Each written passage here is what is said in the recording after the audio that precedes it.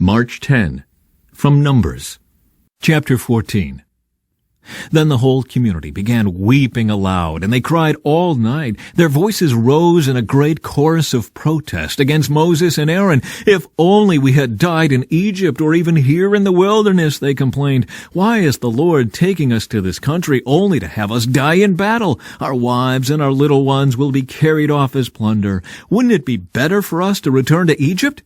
Then they plotted among themselves, "Let's choose a new leader and go back to Egypt." And Moses and Aaron fell face down on the ground before the whole community of Israel. Two of the men who had explored the land, Joshua son of Nun and Caleb son of Jephunneh, tore their clothing. They said to all the people of Israel, "The land we traveled through and explored is a wonderful land. And if the Lord is pleased with us, He will bring us safely into that land and give it to us. It is a rich land flowing with milk and honey. Do not rebel against the Lord, and don't be afraid of the people of the land. They are only helpless prey to us. They have no protection, but the Lord is with us. Don't be afraid of them." But the whole community began to talk about stoning Joshua and Caleb. Then the glorious presence of the Lord appeared to all the Israelites at the tabernacle. And the Lord said to Moses, "How long will these people treat me with contempt? Will they never believe me, even after all the miraculous signs I have done among them? I will disown them and destroy them with a plague. Then I will make you into a nation greater and mightier than they are." Moses intercedes for the people. But Moses objected. "What will the Egyptians think when they hear about it?" he asked the Lord. "They know full well the power you displayed in rescuing your people from Egypt. Now, if you destroy them, the Egyptians will send a report to the inhabitants of this land, who have already heard that you live among your people. They know, Lord, that you have appeared to your people face to face, and that your pillar of cloud hovers over them. They know that you go before them in the pillar of cloud by day, and the pillar of fire by night. Now, if you slaughter all these people with a single blow, the nations that have heard of your fame will say, 'The Lord was not able to bring them into the land He swore to give them, so He killed them in the wilderness.' Please, Lord, prove that your power is as great as you have claimed. For you said, 'The Lord is slow to anger and filled with unfailing love, forgiving every kind of sin and rebellion. But He does not excuse the guilty. He lays the sins of the parents upon their children. The entire family is affected, even children in the third and fourth generations. In keeping with your magnificent, unfailing love, please pardon the sins of this people, just as you have forgiven them ever since they left Egypt.' Then the Lord said, 'I will pardon them as you have requested. But as surely as I live, and as surely as the earth is filled with the Lord's glory, not one of these people will ever enter that land. They have all seen my glorious presence and the miraculous signs I performed both in Egypt and in the wilderness. But again and again they have tested me by refusing to listen to my voice.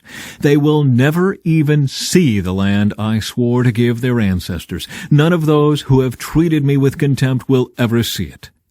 But my servant Caleb has a different attitude than the others have. He has remained loyal to me, so I will bring him into the land he explored. His descendants will possess their full share of that land. Now, turn around, and don't go on toward the land where the Amalekites and Canaanites live. Tomorrow you must set out for the wilderness in the direction of the Red Sea." The Lord punishes the Israelites. Then the Lord said to Moses and Aaron, "How long must I put up with this wicked community and its complaints about me? Yes, I have heard the complaints the Israelites are making against me. Now tell them this: As surely as I live, declares the Lord, I will do to you the very things I heard you say. You will all drop dead in this wilderness, because you complained against me. Every one of you who is 20 years old or older and was included in the registration will die. You will not enter and occupy the land I swore to give you. The only exceptions will be Caleb son of Jephunneh and Joshua son of Nun. You said your children would be carried off as plunder. Well, I will bring them safely into the land, and they will enjoy what you have despised. But as for you, you will drop dead in this wilderness, and your children will be like shepherds wandering in the wilderness for 40 years. In this way, they will pay for your faithlessness, until the last of you lies dead in the wilderness. Because your men explored the land for 40 days, you must wander in the wilderness for 40 years, a year for each day, suffering the consequences of your sins. Then you will discover what it is like to have me for an enemy. I, the Lord, have spoken. I will certainly do these things to every member of the community who has conspired against me. They will be destroyed here in this wilderness, and here they will die. The 10 men Moses had sent to explore the land, the ones who incited rebellion against the Lord with their bad report, were struck dead with a plague before the Lord. Of the 12 who had explored the land, only Joshua and Caleb remained alive. When Moses reported the Lord's words to all the Israelites, the people were filled with grief. Then they got up early the next morning and went to the top of the range of hills. "Let's go," they said. "We realize that we have sinned, but now we are ready to enter the land the Lord has promised us." But Moses said, "Why are you now disobeying the Lord's orders to return to the wilderness? It won't work. Do not go up into the land now. You will only be crushed by your enemies, because the Lord is not with you. When you face the Amalekites and Canaanites in battle, you will be slaughtered. The Lord will abandon you because you have abandoned the Lord." But the people defiantly pushed ahead toward the hill country, even though neither Moses nor the Ark of the Lord's covenant left the camp. Then the Amalekites and the Canaanites who lived in those hills came down and attacked them and chased them back as far as Hormah. Then the Lord told Moses, "Give the following instructions to the people of Israel. When you finally settle in the land I am giving you, you will offer special gifts as a pleasing aroma to the Lord. These gifts may take the form of a burnt offering, a sacrifice to fulfill a vow, a voluntary offering, or an offering at any of your annual festivals, and they may be taken from your herds of cattle or your flocks of sheep and goats. When you present these offerings, you must also give the Lord a grain offering of 2 quarts of choice flour mixed with 1 quart of olive oil. For each lamb offered as a burnt offering or a special sacrifice, you must also present 1 quart of wine as a liquid offering. If the sacrifice is a ram, give a grain offering of 4 quarts of choice flour mixed with 1/3 of a gallon of olive oil, and give 1/3 of a gallon of wine as a liquid offering. This will be a pleasing aroma to the Lord. When you present a young bull as a burnt offering, or as a sacrifice to fulfill a vow, or as a peace offering to the Lord, you must also give a grain offering of 6 quarts of choice flour mixed with 2 quarts of olive oil, and give 2 quarts of wine as a liquid offering. This will be a special gift, a pleasing aroma to the Lord. Each sacrifice of a bull, ram, lamb, or young goat should be prepared in this way. Follow these instructions with each offering you present. All of you native-born Israelites must follow these instructions when you offer a special gift as a pleasing aroma to the Lord. And if any foreigners visit you or live among you and want to present a special gift as a pleasing aroma to the Lord, they must follow these same procedures. Native-born Israelites and foreigners are equal before the Lord and are subject to the same decrees. This is a permanent law for you to be observed from generation to generation. The same instructions and regulations will apply both to you and to the foreigners living among you. From Mark. They took Jesus to the high priest's home, where the leading priests, the elders, and the teachers of religious law had gathered. Meanwhile, Peter followed him at a distance and went right into the high priest's courtyard. There he sat with the guards, warming himself by the fire. Inside, the leading priests and the entire high council were trying to find evidence against Jesus so they could put him to death, but they couldn't find any. Many false witnesses spoke against him, but they contradicted each other. Finally, some men stood up and gave this false testimony. "We heard him say, 'I will destroy this temple made with human hands, and in 3 days I will build another, made without human hands.'" But even then, they didn't get their story straight.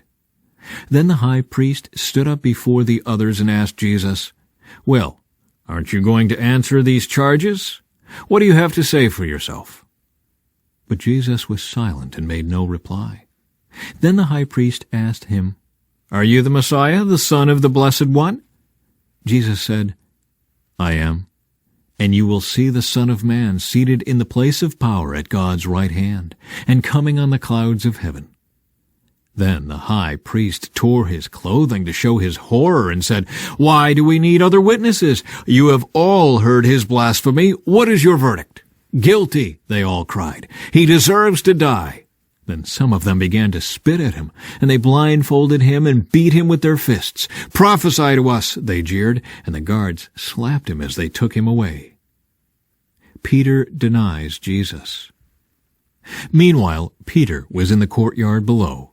One of the servant girls who worked for the high priest came by and noticed Peter warming himself at the fire. She looked at him closely and said, "You are one of those with Jesus of Nazareth." But Peter denied it. "I don't know what you're talking about," he said, and he went out into the entryway. Just then a rooster crowed. When the servant girl saw him standing there, she began telling the others, "This man is definitely one of them." But Peter denied it again. A little later, some of the other bystanders confronted Peter and said, "You must be one of them because you are a Galilean." Peter swore, "A curse on me if I'm lying. I don't know this man you're talking about." And immediately the rooster crowed the second time. Suddenly Jesus' words flashed through Peter's mind. "Before the rooster crows twice, you will deny 3 times that you even know me." And he broke down and wept. Psalm 53. Only fools say in their hearts, "There is no God." They are corrupt, and their actions are evil. Not one of them does good. God looks down from heaven on the entire human race. He looks to see if anyone is truly wise, if anyone seeks God. But no, all have turned away. All have become corrupt. No one does good, not a single one. Will those who do evil never learn? They eat up my people like bread and wouldn't think of praying to God. Terror will grip them, terror like they have never known before. God will scatter the bones of your enemies. You will put them to shame, for God has rejected them. Who will come from Mount Zion to rescue Israel? When God restores his people, Jacob will shout with joy, and Israel will rejoice. From Proverbs. Riches won't help on the day of judgment, but right living can save you from death.